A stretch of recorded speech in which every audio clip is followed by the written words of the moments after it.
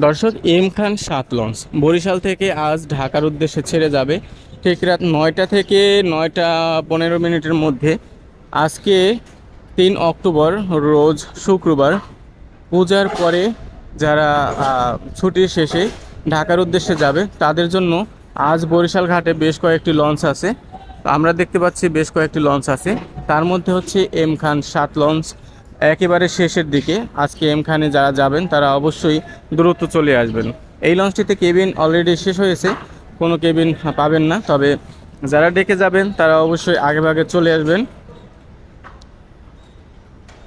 যাতে করে আপনি ডেকে যেতে পারেন, ডেকে জায়গাটা সুন্দর একটা জায়গা বেছে নিতে পারেন।